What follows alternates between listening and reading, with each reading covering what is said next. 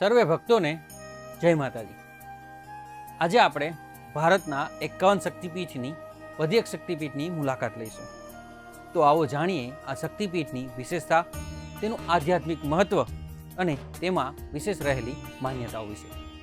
તો ચલો આપણે જઈ રહ્યા છીએ એક નવા શક્તિપીઠની સફરે। આજે આપણે એક પવિત્ર સફર પર જઈ રહ્યા છીએ જે ભારતના આધ્યાત્મિક હૃદયને સ્પર્શે છે। આ છે તામિલનાડુના કન્યાકુમારીમાં 3 સમુદ્રના સંગમ પર વસેલું નારાયણી શક્તિપીઠ કે જેને ભગવતી અમ્મન મંદિર તરીકે પણ ઓળખવામાં આવે છે। 51 શક્તિપીઠોમાં અગ્રણી સ્થાન ધરાવતું આ તીર્થ દેવી નારાયણીને સમર્પિત છે, જ્યાં સતીના દાંત પડ્યા હોવાની માન્યતાઓ છે। નારાયણી શક્તિપીઠનું નામ હૃદયમાં શ્રદ્ધા જગાડે છે।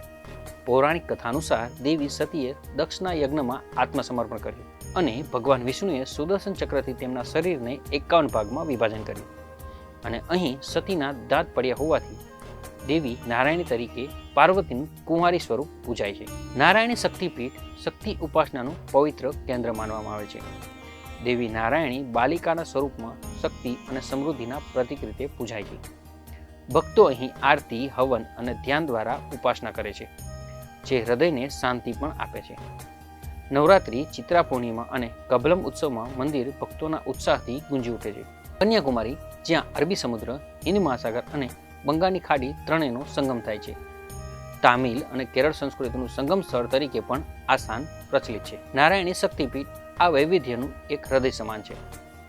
નવરાત્રિમાં ભરતનાટ્યમ અને મોહિનીઅટ્ટમથી આ મંદિર ગુંજી ઉઠે છે। કબલમ ઉત્સવમાં ચંદન સ્નાન દિવ્યતા દર્શાવી રહ્યું છે। ઇડલી, પોંગલ અને કેરડી સ્વાદથી ભક્તોનું મન મોહી જાય છે। નારાયણી શક્તિપીઠનો ઇતિહાસ આશરે 3000 વર્ષ જૂનો છે, જેનો ઉલ્લેખ રામાયણ અને સંગમ સાહિત્યમાં પણ જોવા મળે છે। ભગવાન પરશુરામે આ મંદિરની સ્થાપના કરી હોવાની અને પાંડ્ય રાજવંશે 8મી સદીમાં તેનું નવનિર્માણ કર્યા હોવાની માન્યતા છે। આદિ શંકરાચાર્ય અહીં સૌંદર્ય લહેરીની રચના કરી હતી। ચેર, પાંડ્યન અને ત્રાવણકોર રાજવંશોનો સાક્ષી રહેલું આ સ્થળ કેરળની તંત્ર પૂજાનું અનુસરે છે। નારાયણી શક્તિપીઠ શ્રદ્ધાની કથાઓથી ભરેલું છે। એક કથા અનુસાર દેવીએ બાણાસુરનો વધ કરીને દેવોને મુક્ત કર્યા હતા।